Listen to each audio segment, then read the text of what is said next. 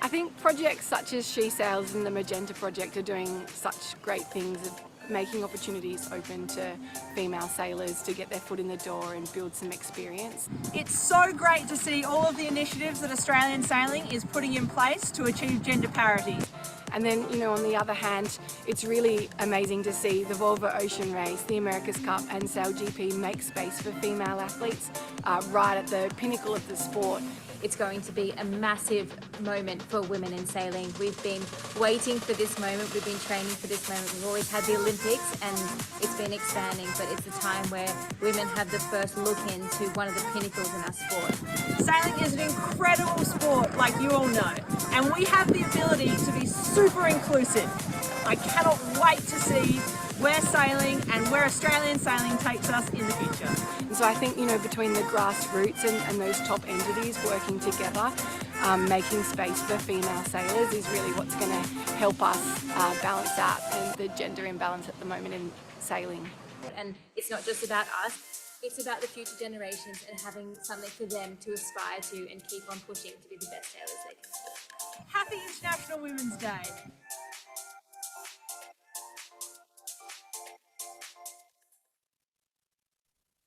Great, thank you and welcome everyone. I'm so glad you could make it on this eve of International Women's Day.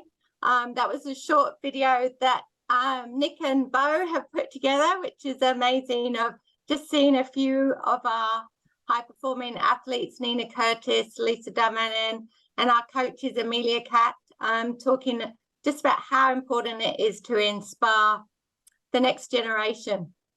So welcome. I'm so glad everyone could join us this evening. We've got a great lineup of speakers tonight, all inspiring inclusion in their own different ways, which is fantastic, from our last year SheSails winners of RAM and from our female Commodores to our male skippers that we're talking tonight. They're all inspire inclusion in their own different ways. Before we start there, I'd like to just acknowledge the Boonwurrung people of who I'm meeting with tonight on their land, and recognise the traditional owners and custodians of the land and waterways where you are also all living, working or sailing this evening. I'd like to pay my respects as well to elders past, present and emerging. I'm going to hand over to Nick Douglas, who is our host for this evening. Nick, for those of you who don't know, Nick is an amazing sailor in her own right. She's a little pocket rocket for those who haven't met her. She is amazing and so inspirational in the diversity and inclusion space. She is an amazing journalist and media commentator, been commentating at SailGP just recently, as well as the last Tokyo Olympics. And I'm pleased to say she is our SheSails ambassador this year, which is fantastic, as she won the SheSails award for New South Wales last year for the state and was a national finalist. So we're very pleased that Nick has agreed to be our SheSails ambassador this year. So over to you, Nick. Oh, thank you so much, Sue. It's so lovely to be here and to be inspiring inclusion in our own ways. I mean, I think there's a lot of us who are working hard, whether it's from the grassroots all the way through to that elite level that you saw. And a lot of us and a lot of people that you will hear from tonight are seeing it in very different ways. There's over 100 of you that have registered. 12% are male, which is great, because for me personally, it's not just about SheSails, but the supporters and those that are helping us to carve out our place and to move forward, and and letting us do what we do, or letting us just get on with it. So that's really exciting to me as well. So you'll see the program here. I'm not going to run you through the program because I'm going to just get into it. And first off, we have our amazing RAMP program, who were the winners of the National SheSails Award. It stands for Racing and Mentoring Program. So we will get Kate and Amanda up on the screen just to run us through the RAMP program. A little bit later, as you heard, we'll have our skippers, and then we'll also have our amazing Commodores, and Tash will join us as well. She's at a family dinner, so fingers crossed it all works out. But for those who want to ask questions, you will see that there is a question bar at the bottom. We'll be filtering those questions as we go, and at the end, you'll have the opportunity to ask questions as well. You'll also see there's a chat function, so you can say hi, and we'd love for you to tell us where you're watching from and maybe how many people you've got, because while we've got over 100 registrations, we do know that there are a lot of people who are actually watching from a club. So yeah, very, very exciting. Do we have Amanda on the screen as well? I can't see her. She was having some technical issues, so I'm hoping she's going to jump up. Oh, there she is. I think she's coming back. It's all good. I'll just jump straight in. I'll just jump straight in. So excellent. Well, I'll just jump straight in with Kate, and we'll let the tech guys do what they do in the back end. For those who don't know, Kate is an amazing sailor. She's worked for Australian Sailing before. Now you're in Western Australia, and she's balanced everything all day with her child, who's 6 months old. Kate, why did you get involved with RAMP? Why, what is it all about for those who don't know? Yeah, thanks. Look, like you said, RAMP is an acronym for the Racing and Mentorship Program. I do think Amanda is somewhere here. She might just have a voice that appears, but I don't think her camera's working. At the moment, they're made up of 6 volunteers, and I'm kind of on sabbatical at the moment because, as you said, I've had a baby. And essentially, RAMP is there to integrate women and support women into sailing and developing their skills if they want to continue into the racing aspect as well, and upskilling those. And also just to integrate them into the club and the social aspect of it, because a lot of the time that gets missed, and we focus a lot on just on racing, essentially. The activities that we do at the moment are twilighting, once a month development sessions on club boats, entering club boats into races and local regattas, forming teams for state championships, national championships, putting together qualified members through Australian Sailing Coaching, hosting on-water community events, RSL Active, Enterprise Initiative, and there's a Pacer Dash tomorrow. So it's a lot, yeah. That's so much. I can't even keep up with it. But essentially, it's about mentoring women to find a place, because I think that's something that we've all recognised, that there are places there, but having the gumption or the opportunity or the confidence to push forward can sometimes be an issue. Absolutely. Yeah, look, the reality is, Nick, that women are underrepresented in organised sport, and we saw that there was a space we saw a space available at Fremantle Sailing Club where we could assist with this. So that is supporting women into and developing sailing at Fremantle Sailing Club. We also know that there are a number of barriers to participation. Clearinghouse have done some organised some reports on this, and that are now strategic for Australian Sports Commission. So we really did focus on making sure women feel safe when they join our program, making sure they don't feel peer pressured, making sure that cost is not such a barrier. Yeah. And the success of it, if I'm just going to go into the next question, sorry. No, the success go for it. Has really been down to not actually understanding that, but then also not asking the club for money, just getting it underway, using what assets are available at the club already, and being a working group and not kind of getting tied up in the politics of the club, if you will. So just there to literally just make it happen. So that's helped with the success of it. Yeah. So I guess, and you've gone on to some of the barriers as well. And I think something that we do as women is go forward with solutions as opposed to seeing the problems that might be firsthand. So is that something that's been of benefit, and maybe something that could be replicable for others? Is literally just going to your board with the solution? Yeah. Look. There's 2 parts to that question. So first of all, yeah, it is definitely replicable. The importance is the people that are involved in it. So we know that staff are really under the pump in yacht clubs, generally any sporting clubs actually, and they're spread pretty thin. The challenge has been, like any sport, new initiatives are amazing, but the man or woman power really required to get them off the ground is enormous.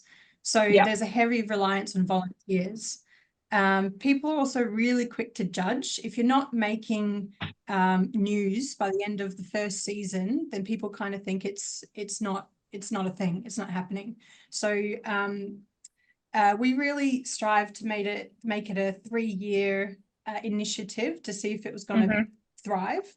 And I think we've definitely done that, but the club and Ramp have really been united on that fact that it's going to take at least 3 years to get this kind of going. Another challenge is how to be able to communicate to people effectively. And Stack App has been a really good way to communicate with people, making not putting pressure on people. If you're available, you're available. If you're not, you're not. The second part of that is, can it be replicated? Absolutely, it can definitely be replicated. The biggest hurdle, like I said, is that volunteer or man, woman power, and staying true to the cause, not getting distracted by, let's win this title, let's do this, let's actually, the purpose is to get more women on the water, make sure that they actually enjoy sailing. Any club can achieve this. How we went about this is over the 3-year plan. Year 1, we created a culture and awareness of the program. We ironed out any teething issues. Year 2, we created the leaders and we expanded the vision. And the 3rd year, we're under review and we're looking at the past 2 years. How can we adjust and evolve the program to suit the needs of the club? That's where we're at the moment. Is that all you did? I'm sorry. Congratulations. Sorry. But congratulations to you and to all. I mean, as you said, a hefty amount of volunteers. But you've obviously gone forward with a clear plan. I think we know it's replicable, and every club is doing things in their own way. What is something that you would say is something that every single club could actually just put in place tomorrow from your experience over this 3-year initiative? I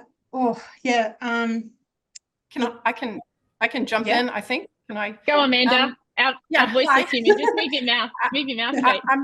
I'm not sure what's happened with my camera. It was working and now it's not. Anyway, I think one of the sort of like the most interesting things that's come of this is basically putting out an expression of interest that reached the wider population.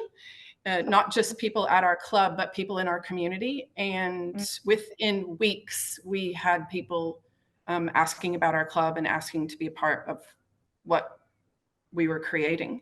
So something you could do tomorrow is get a SurveyMonkey account or Google Forms and get somebody to ask important questions that are important for your club, and just put it out there and see what people want.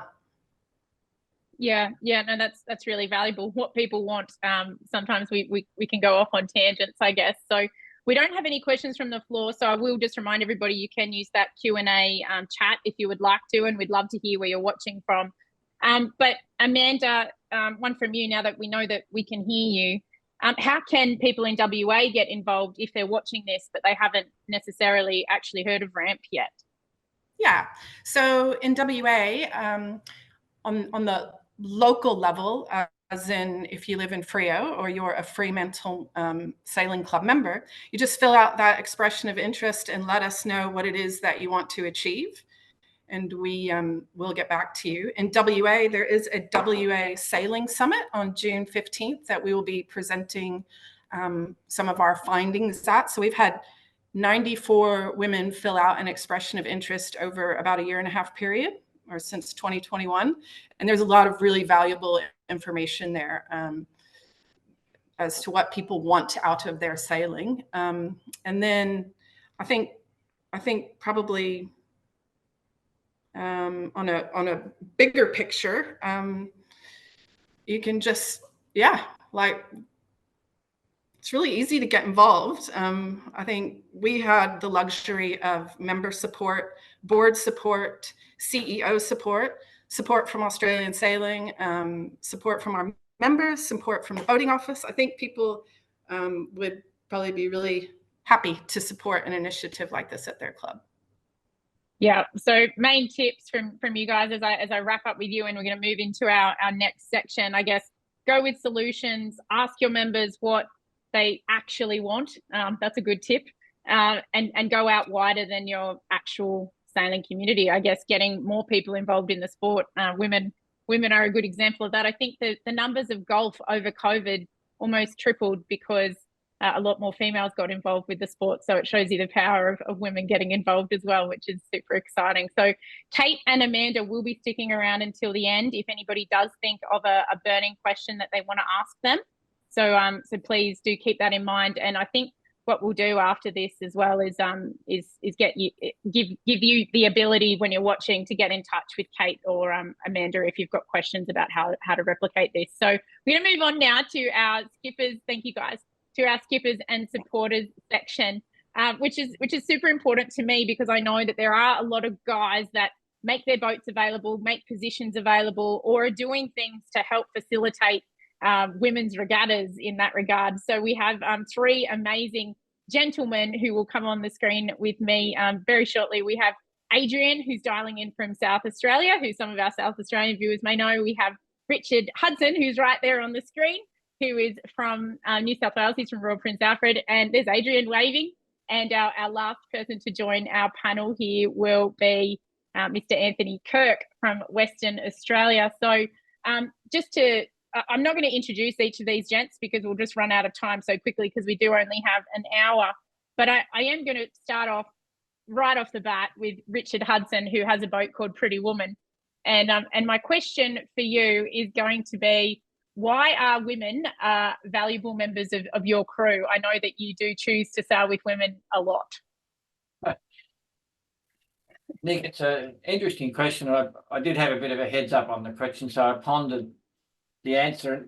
I take the view that all the members of the crew are valuable and the women members of the crew are equally valuable. What I find is that, in the offshore races where we have a high percentage of women crew, that you really don't even notice there's a difference. So everyone contributes equally, and it's just fact we're all in the team together. And I think also it does improve the culture of the boat as well, having the women on board.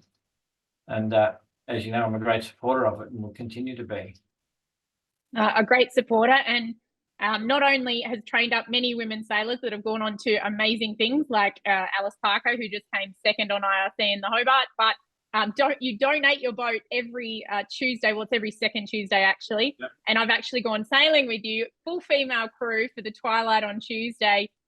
They dock out, they dock in, they do everything on board. I mean, that's very generous. And the good thing about that, Nick, too, is that as you met, a lot of them are new to sailing. So it's, women who've had other commitments and haven't been able to get out on the water and now make a big effort to get out on the Tuesday nights. And many of them are learners, and it's been interesting to observe over this season how their skills have improved. People that knew nothing about it are now able to get that boat around the track. Probably they could do it without me. Maybe they'd do better. So. Well, they do very well on a Tuesday night, but I'm not sure if they do better. You're being very humble, Mr. Richard. but now I'm going to move on. I'll just say something else if I may. It's a bit off topic. No, go for it. I know Alistair, our president of Australian Sailing, is watching, and I'm a director of Australian Sailing. And I might add that up until recently, we had a majority of women on the board of Australian Sailing, and I think Alice will support me in saying we'll be continuing to achieve that. But one thing I'd observed is that it provides a good insight, different than if you have a board of males as opposed to having the women there. And I found it a very positive thing to have that interaction on the board. So you can all know that we're onto it. 100%. And we will lead into our next section. We have two female Commodores who are exceptional business people, as well as being excellent leaders, and it doesn't really matter what their sex is. As you said, you don't even notice once you get going. And so I'm going to go to Anthony now, who's a big supporter of ramp. So this actually leads on. He's the Vice Commodore of Fremantle, and it's lovely to have you joining us, Anthony. A bit earlier for you, but but I mean, with your program, you're basically giving 2 places on key events. You're actually leading the offshore series at the moment as well. What have you learned, I guess, having these women involved? What could other gentlemen like yourself learn, or what would they get from giving places to women to help train them up? I think one of the things is there's a misconception that particularly on a boat like a Fast 40, that you need to have a whole lot of muscle to be able to contribute. Yeah, and I'd say that's the minority that you really require. It's you know, it is the smarts, it is a real sail understanding. You know, and it is like with any crew that we bring on, and we do try out people, but a lot of people, but people who know how to sail can really hop on those extreme boats and contribute as equally as anybody else. And I think the thing for us then is it actually then gives them confidence to go and have a go at trying to sail on those more extreme boats. 100%. And in speaking to you in the lead up to this, you will have a few females sailing with you on the weekend, and your daughter, who grew up sailing, hasn't sailed for a number of years, and she might come out with you this weekend because you've got women on the boat. Yeah, she certainly is coming out on Sunday. I haven't told Amanda this, but I'm relying on the 2 ramp participants that she's sending with us on Sunday to convert her back to sailing. So, they'll be there.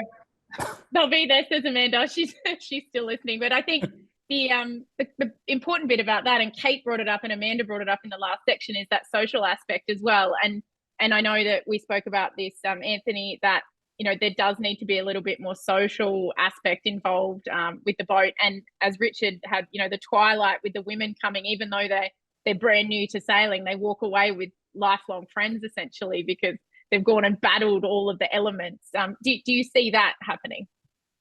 Yeah, look, I think it is one of the things I'm seeing is the social aspect. Sailing is going back to that, is actually becoming one of the more important aspects, and hardcore racing is becoming less and less what's attracting people to the sport.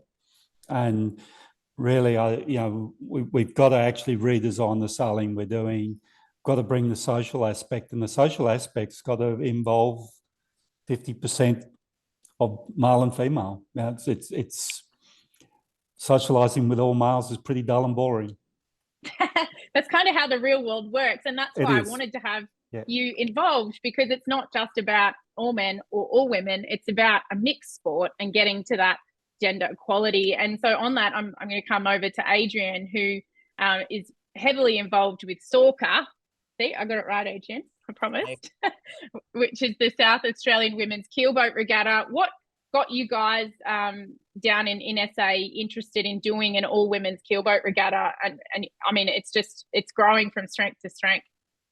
Hi, Nick. Look, a bunch of us have been going to the Melbourne event, the Australian Women Keelboat Regatta, for many, many years. And when COVID hit, of course, Melbourne closed down and Mooloolaba started up and Darwin started up. So a group of us got together and said, hey, there's a big hole here. We had the October long weekend. We picked that. And honestly, we were looking to get 10 boats in our first regatta. We ended up with 19. And last year we ended up with 31 boats. So it's just been exponential, and it's just brilliant. The women trying stuff they've never tried before. They've come from boats where they weren't allowed to go on the main. At this time, they have to go on the main because there's not a male on board. So it's just been, and the enthusiasm and the joy in the afternoon prize giving is just unbelievable. It's fantastic. Oh, that's so special, Adrian. And as you say, it's the skills are there and the potential is there, but when the opportunity is in front of them, perhaps that's something that, you know, we could all do better. And look, I want to relay a story. After our first regatta, I had one of the competitors come up to me and she said, look, before this started, I was very, very skeptical if this was going to work, because I'm a woman on a sailing boat.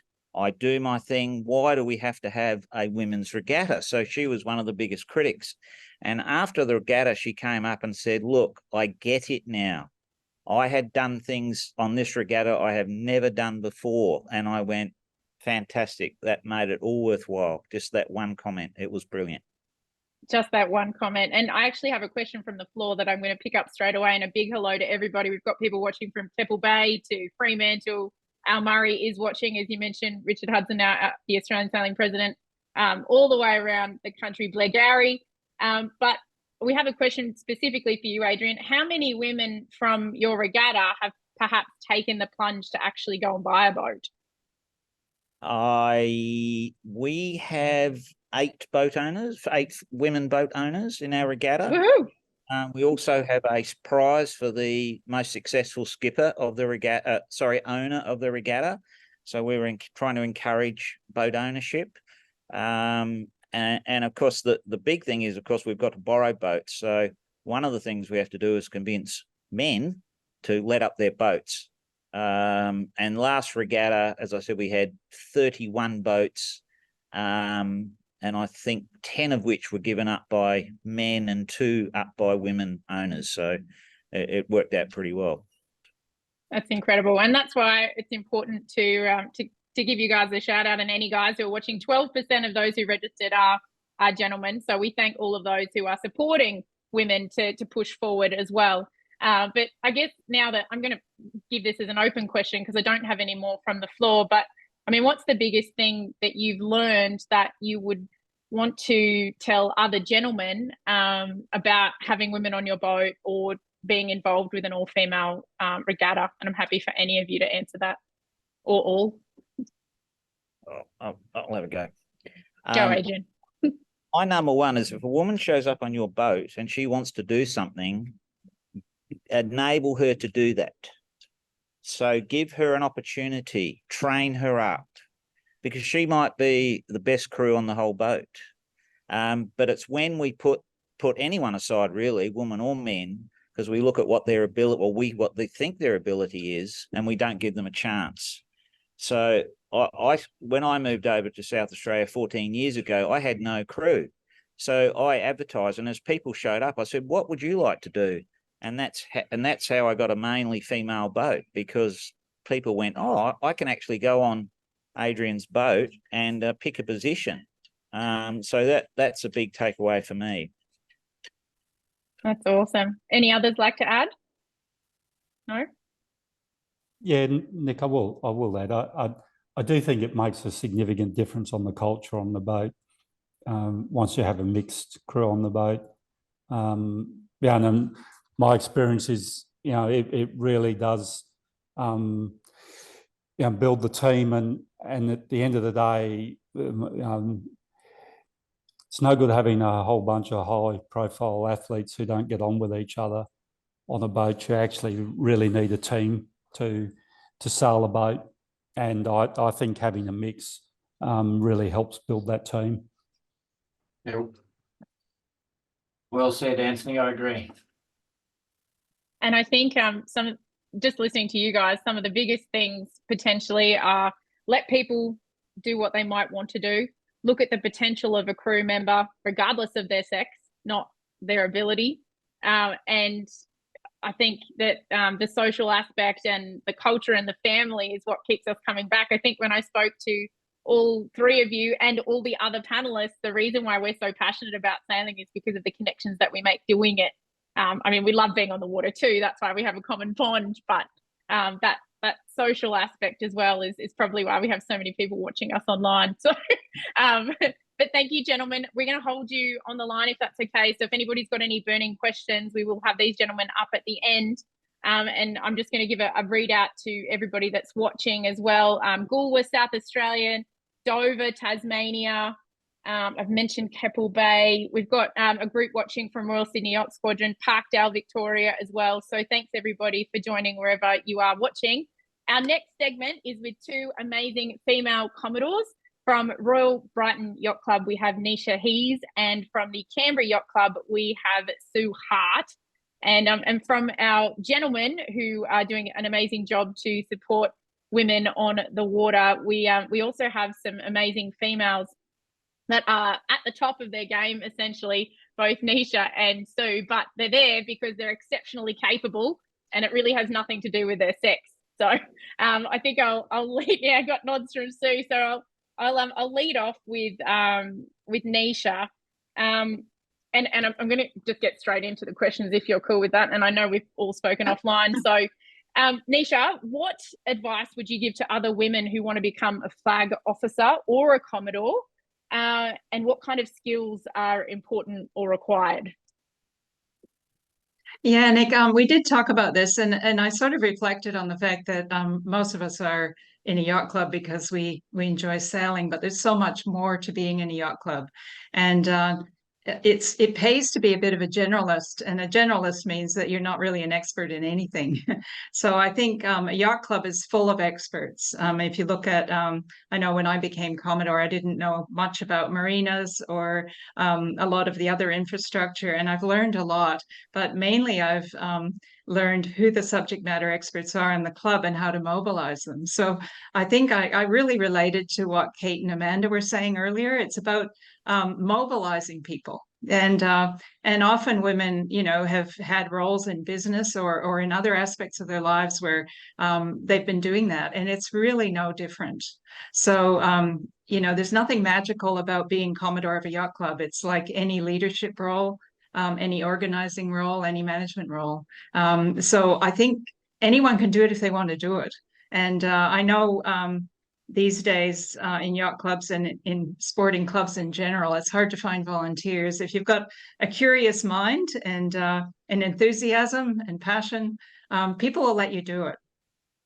Yeah, that you say let you do it, and I'll flip over to Sue here because they've let her be Commodore of Canberra Yacht Club for a while, but you're a powerhouse, and I guess I'll lead into the same question because I know that you've got a lot of roles on boards, and that's what has made you perfect for the job. It's got nothing to do with your sex.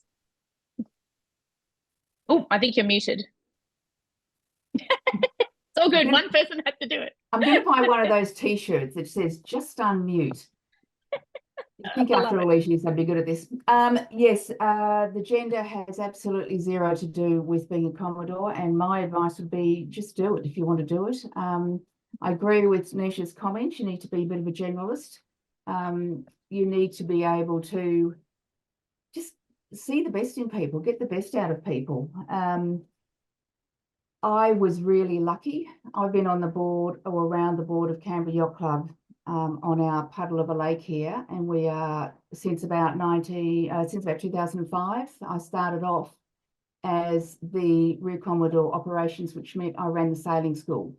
So I didn't come in frequently on boards like this, and in male-dominated areas, we'll put a token woman on and she can look after member operations, the soup on a Sunday, cook the barbecue, that sort of stuff. And I have, in my time, been obsessive about not doing that. But coming in for me in the really early days as sailing school Rear Commodore, was just set me up perfectly. And I was very lucky to be mentored in those days by Nick knows this person. He's since died, unfortunately, but he was a gun sailor, former Commodore through some very difficult times in our club. And he encouraged me to step out from behind the I'm just a female mentality, which so many women have, and to just go for it. Yeah. Yeah, and he was a legend. And for those who are watching, shout out to Pillow. We loved him dearly. But Niesje, and I guess that's a question that a lot of people have. Do you have real authority? Is it token, as Sue mentioned? You know, what barriers do you meet in that regard?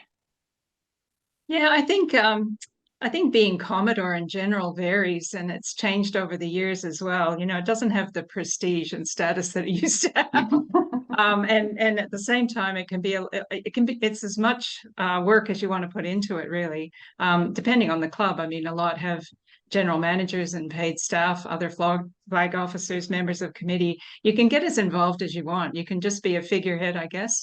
I don't see much satisfaction in that, or you can be really involved in what the club's doing. I think the key role of the Commodore really is cultural leadership, no matter what else you get involved in. And that's, about about understanding that the club is the place that people want to be. I mean, you know, people walk into the club and you feel that the values of the club are something you're proud of, and and that's what I'm really passionate about. So, you know, when new members join, and I generally talk to them, interview them.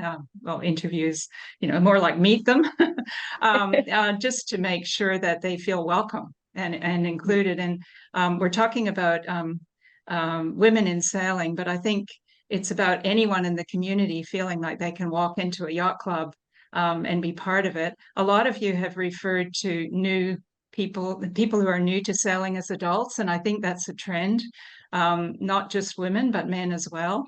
It used to be that, you know, there were sailing families, you know, parents would be sailing and their kids would sail and so on through generations. Now we've got a lot more adults who are new to sailing, and we need to make them feel welcome. And I think that encourages women, but also all sorts of people. And that's the thing I'm passionate about. So I think as Commodore, you've got that ability to influence. And it's not always easy, but, you know, if you've got members who've been there for generations, just to sort of slowly and make sure the club is the way that you want it to be. Yeah, 100%. So you mentioned one thing, you know, meeting new members to make it feel more inclusive. It's Sue, Niesje, happy for either to take this, but what steps has your club put in place, I guess, whether it's regulatory or, my words are brilliant tonight, regulatory, or you know, just off the cuff like that, what have you put in place to be more inclusive? So we've been really almost obsessive about this, because we've got a small gene pool. There's an awful lot of things that kids and adults can do within very easy striking distance in Canberra, so you've got to be pretty diligent. So we're a club, we've been here for 65 years as a key part of the Canberra community, but we look at inclusion of not just women. So we've brought Sailability, which was a standalone organisation in Canberra, into being a program of the Canberra Yacht Club. We were the first, or one of the first, to run Buoyed Up, which is our program, which we take disadvantaged kids and kids at risk from school, bus them to us, teach them to sail. And that's been fantastic. Both of those programs have brought a whole range of people to us who would never have sailed, males and females. And for me, sailing is thought of as a rich man's sport, rich white man's sport. And for me, it's breaking down those barriers. The other things we've done that we're diligent on is our sail training program. We're one of the biggest sail training clubs in Australia. So we do a very gentle work on the mums of the kids who are sailing. And we've converted quite a number of the mums to go, this looks like fun, I might come down. And most recently, we were completely oversubscribed. And as a result, I talked to my general manager and the board, and we've now started to do SheSails Friday afternoons after work, come down 5:30. We have the boats rigged, and it's again been widely oversubscribed. Then they say for some nibbles and drinks, and it's just transformed that Friday night. Interesting to see how many of the old members, you know, long-term members, are now have come down, and they're taking people out in their boats, and it's been a real impetus for us to get off our bums and take that step. We've been arguing the toss on the board for a long time as to how to go, and this SheSails initiative has been fantastic for us. Amazing. So basically reinvigorating current members as well. Niesje. Yeah, no, I mean, that sounds fantastic. And I think yacht clubs have that challenge of making sure that they're sort of true to the history of the club. I mean, Royal Brighton is 150 years old next year, and I'm the second female Commodore. Congratulations. But we have a lot of really rich history, and we want to preserve that and honor it, but at the same time, not be a stuffy elitist club. So it's getting the balance right. And I know that the members of, we're also very, it's very important to reach out to the community. And I think community engagement is something that we've gotten much more enthusiastic about, I guess, in recent years. And it's amazing, you know, members of the local community come in and they didn't even know they could come into the yacht club before. What happens with that is they get interested in the history of the club. So it actually preserves the club in a way because it's new to them and they find that exciting. So getting that balance right to keep, the old members, if you like, feeling like it's their club as it has been for generations, and at the same time welcoming the new members is actually good for both, as Sue said. That's amazing. And we do have a question from the floor from Alistair Murray. He says, so do you see you guys or see yourselves as trailblazing or just being good Commodores? No, not trailblazing. I come from, as Niesje would as well, a long line of very good Commodores. I guess I do a lot of this governance work. I don't see it as being trailblazing. I see it as just putting back into my community and into the sport that I love and the sport that my kids and my family love. So I believe that you have to put back into, and everybody on this call is the same. So it's not about trailblazing. It's just about making your contribution. Yeah, and that was my. Yeah, that was my last question, Niesje, which we've spoken about too. What do you get out of it, essentially? And that's sort of the question too. Exactly what Sue just said. I feel I could have said. I agree with that 100%. And what I get so much out of it myself. I've learned so much. This is my second year as Commodore. I'll be handing over to someone who's Vice Commodore now, and will continue to contribute to the club after that. And yes, I do see it as just making a contribution to a club that I've been a member of for 32 years and have gotten a lot out of it. Yeah, I've learned a lot about sailing, but I've learned an awful lot about other aspects of the club as well. Yeah, and for me, it's not about being Commodore. It's not about me. It's about the club. It's about me giving my best and my expertise. One of the things that's been interesting is the way that I've been able to bring blokes on, and because I do governance stuff, I can sort of mentor them through it and give them a learning experience as well. And I think it's an important thing that you do as a leader, no matter what the field. That's really awesome, and I think that we can definitely say you're amazing Commodores, not just women Commodores. But I knew you two would get on too. They hadn't met before this evening, and I knew they'd be very good. I'm going to come and visit you, Niesje. I love it. Great. Which is great. So I'm going to leave you two, but we'll see you at the end. And if anybody has any burning questions at the end, we'll pick that up. But we're going to go straight into our video to introduce our next speaker, who is Tash Bryant. She's on the line to chat about her win in the Australian SailGP. So we'll go to that video as soon as we can and come back with Tash Bryant.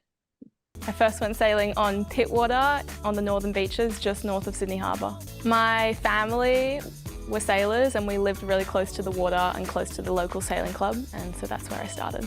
Make sure that you love the sport you're doing and keep going if that's the way it is. Probably sunny day, good breeze, 15 plus knots.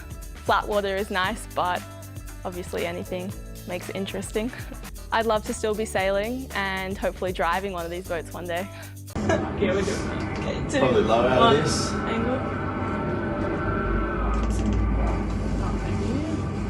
Lovely. So if we do a little upwind, get above the star line, and then we can do like. Careful with it. Hey, follow. You can come down a bit, guys. It's gonna be. Hey, no, slower. Middle. Pass, mate. Yeah. Nice work.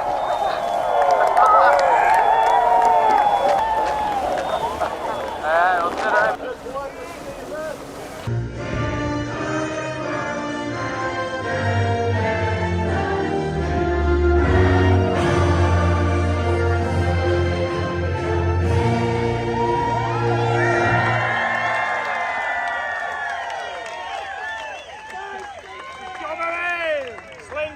Genesis Island, I'm sure you not might have noticed, an Aussie sport.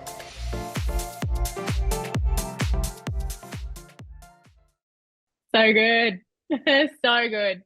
I think that was a lovely weekend for everyone last weekend, but you may have seen that Tash is not only involved with the Australian SailGP team. Hi, Tash. She's also currently on the squad for Team Australia Challenge. Tash, how you going? Yeah, I'm good, thanks. How are you, Nick? I'm good. Thanks for joining, even though I know that you have a family dinner tonight. I got in big trouble from your dad. But anyway, we've got you, and that's fantastic, because I know there's a lot of people who want to congratulate you first and foremost, but also hear about what you're doing. And I mean, you're racing with the boys at such a high level. You know, how does that work, I guess, first and foremost? Yeah, well, I always like to say I was extremely lucky and in the right place at the right time. When foiling kind of started here in Australia, I learned how to foil on the IQ foil, which is a windsurfing class, but I also foiled wasps, moths. I kind of did a little bit of everything. Mostly through COVID and lockdown at home, I tried to learn a few new skills, much like everyone else. But I threw myself into more sailing, which was really fun. But yeah, like I said, right place, right time. I knew how to foil. I had quite a bit of sailing experience in different backgrounds, mostly fast boats, which was handy too. And SailGP had created a women's pathway program, and they called out for applications for people in different countries where the teams were from. And so obviously Australia have quite already an amazing team with SailGP, and they called out for 5 of us to trial in WASPs in Sydney Harbour back in the start of 2021, I think it was. So quite a few years ago now. But that was how I was initially introduced into racing in SailGP. And I didn't actually get through the first selection trials. I knew how to foil and everything, but I'd only ever met Tom once. And so it was quite interesting. When you're in a team dynamic, you have to obviously get along with everyone and learn how everyone works. And I was quite young then, and probably a very risky choice for them to join them for like 8 months straight up. And that's okay. I learned how to foil more and practiced at home, and I had the opportunity to join them in the San Francisco final, not last year, but the year before, so the end of season 3. Or end of season 2 actually, and I trialed with them for a week there. And then after that trial for a week, I didn't get to do any racing, but I did training every day. And the day after, I think it was, or maybe a couple of days after, I got the call up to join for the whole of season 4. And yeah, so that was season 3 and 4. I'm getting my seasons confused. They kind of all blurred into one this last year and a half, but yeah. It's so hard because they don't run on a calendar year or a seasonal year either. So it's incredibly tough. But you mentioned the female pathway program. I mean, a lot of us are watching more females get involved. Some are saying, oh, it's an insult that there has to be a compulsory female, you know, all that sort of stuff. I mean, we talk about this regularly when I'm with you at SailGP. What are your thoughts on a compulsory female? When will we see maybe 2 women on the boat? And what are you learning through the pathway? I know that's a massive question, but you've got it. Yeah, that's okay. Well, I just always like to think of it as, yeah, at the start, it was hard for us, obviously, because they made a compulsory spot for women on board the boat. And so you obviously sit there and you're like, okay, well, they have to have us. It's not that they want to. Sometimes you don't feel like that at the start, but it was also hard for the guys because they've been racing these boats for 10 years without 6 people. They've been doing it with 5, quite often 4, 3, like they could sail these boats with 3 people if they wanted.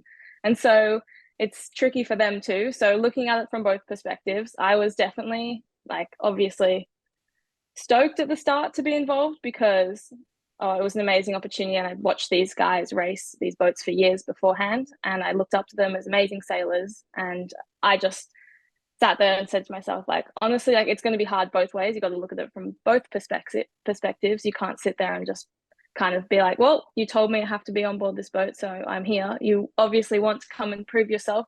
You want to come in and help the team, which was tricky for us because they've already won 2 seasons already. So you sit there and you're like, what can I help with? But they were obviously tricky to deal with at the start because I don't think any of them had really been on many professional teams with women on board either.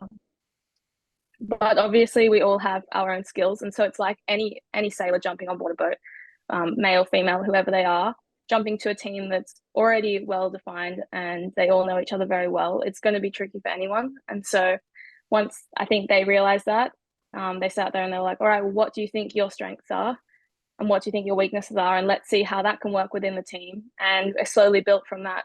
But the tricky thing with us on SailGP is we don't have many training days. So yeah, I met the team, sailed with them an hour later after I met them.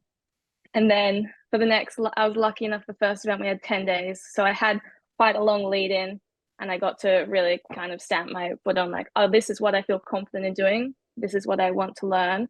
I'm not too sure how this will help. But our first regatta we did, I remember talking to Kyle and Tom before the racing, and they just sat me down. They were like, all right, you just talk as much as you think you want to. Pretend you're steering the boat. What would you want to hear? And that was the easiest thing for me to go, okay, because I naturally sailed every boat I've sailed, every like double hander or anyone, or I've sailed a few single handers now, but I've always skippered. So the easiest thing for me to go was, all right, if I was driving the boat, what would I want to hear?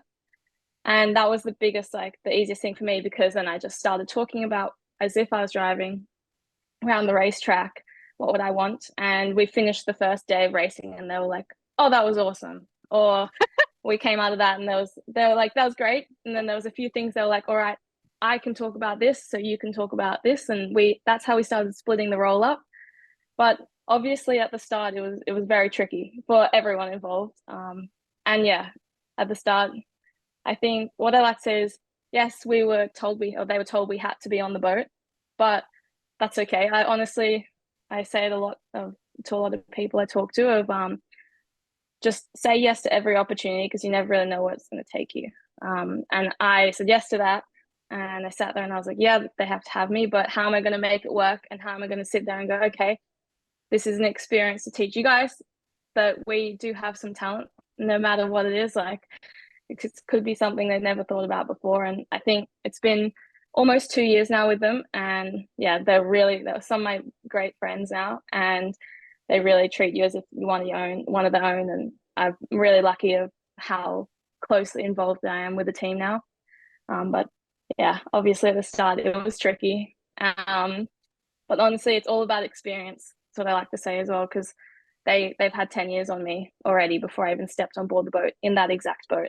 So if we were to say no and complain that we were put on this, or it might look silly or whatever it is. You just have to sit there and be like, well, if we say no to this now, then what happens in 6 years' time when they're like, we're complaining about equality and not having equal playing field? We could have had 6 years of experience now, but we didn't. And so it's like, all right, take any day you can get, learn as much as you can, and maybe in 4 years' time we could be there. But it's just, yeah, take each day as it comes.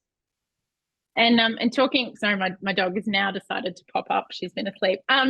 Talk about inspiring inclusion. Obviously you're doing an amazing job of that. And something else you've said yes to recently is Team Australia Challenge, which will be our entry in the UniCredit Youth Women's America's Cup and the Puj Women's America's Cup. And technically you qualify for both, which is pretty exciting. You've been in the sim with the girls and the guys. How's that going? I think this is actually probably one of the most exciting things for us, because all through the youth classes, I've raced all the guys throughout, or when I learned to sail, through to the youth worlds, through to Olympic sailing. It's pretty cool that now I'm sitting there and we go to training every day, and I sit there with the guys I raced with and against when I was 12, and we were treated no different the whole way through. Yeah. Nothing like, no, we raced against them on the same start line, had the same gear all through the youth classes, and now I'm sitting next to them, sailing the boats with them, being put up for selection against them. And it's really cool to see that they don't question it. It's a new generation coming through. I'm not saying that anyone else is different, but it's just the normal now, which is really cool. And I think the best thing for the youth America's Cup, and the women's, of course, but the youth, was the fact that there was no compulsory just crew selection. It was just whoever you think the best in your squad is on. And I think that's really great, because it just sits there and gives you, like, now's our time to be like, all right, we've had the same opportunity in these boats as the guys. And so every time we go to training, we could go the same amount of time. We have the same amount of time learning. And so we sit there and we go up for selection against them, and no one ever questions it in our group, which is great. And I think that's the best thing for us. And I hope it continues like that, because this is the time that we can gain the experience that everyone else gets. And so we just have to put our foot forward or a hand up and be like, yep, pick us. I'll work as hard or harder than the people next to me. And that's all that really matters. No question about what you've done in your past or anything. It's just how much effort are you going to put in now? How quickly have you learned this? And that's what we're obviously being judged on. And so, yeah, it's really cool. It is really cool. And while we're still talking, Tash, we're going to get everybody brought up on the screen just to finish off with. So if anybody has any burning questions, feel free to ask. We've only got a few minutes left, so we will try. But if we can't, it's just because all of our guests are so amazing. But talk about inspiring inclusion. We've heard from our ramp guests, Amanda and Kate. Thank you, Amanda, even though we couldn't see you, for joining us, and Kate, and they're talking about mentoring programs. We had our gentlemen who are providing opportunities for women to go sailing with them, or even donating boats or organising regattas that are all female, and our female Commodores who are, you know, getting on with the job and being amazing Commodores despite sex. And then we have Tash here at the end, who is basically showing us all that there is a future, there is a cultural change happening, and that glass ceiling is starting to be broken, which is pretty exciting. I feel like this has been quite a cool debate where we've developed our ideas. Actually, Roberto just said, thanks for the great debate, which is a really good word, that we are starting to change, but there's still more work to be done in inspiring inclusion. So thanks everybody so much for joining us tonight, and we're almost running to time. So if there are any last questions, okay, one last question, and anybody can answer.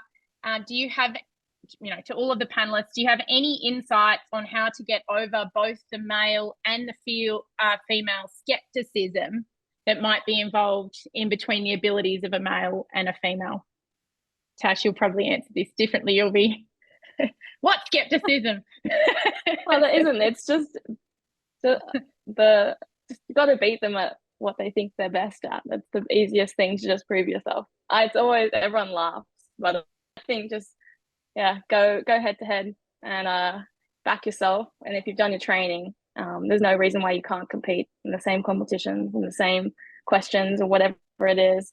I always just like sitting there and having a little laugh after. Like, a lot of the girls in the GP circuit, we're really good friends and we hang out a lot and go winging or whatever it is. But it's just really funny how you can really just get someone to just shut up if you just beat them at what they obviously think they're decent at. Whatever it is. I'm not laughing, Tash. We're inspired. Don't worry. That's the whole point of this. Does anybody else have any thoughts on basically breaking the skepticism? Kate's got some thoughts. Yeah, look, one of the clearinghouse actually did this report, and one of the barriers for female participation was not having enough role models. So having people like Tash is really going to help support our next generation of young women and men come into sailing as well. But I do think that it's culture. So top-down approach. If the club is on board, if you've got general managers, if you've got Commodores that are in line with this and pick people up on their language and pick people up on their inclusion strategies, then things are going to change. Yeah. It's my 2 bob. Yeah, and I think you just do it. You just go out and do it. And 9 times out of 10, you're going to be as good as them if you put the work in. The blokes have to put the work in. It's an attitude of mind of females, unfortunately, and I say this in 2024, and it gives me no pleasure to say it, that we are still fighting that barrier, and part of the barrier and part of the skepticism comes from within females' brain. Correct, Nick? So for me, as a Commodore, I don't see any of that with my young female trainees and people who are doing the instructor courses through us, because not because I do it deliberately, but they see me there, and I don't think they look at me as a role model or a trailblazer, but they just think, oh, she can do that, I can do that.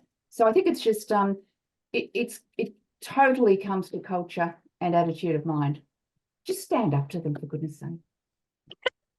I love it. And for those who don't know, all the boys call Tash TikTok, because she's always on to them about the time and getting everything right. And so she's holding her own. But what's the real reason? That's what I always think in my mind. Because you're young?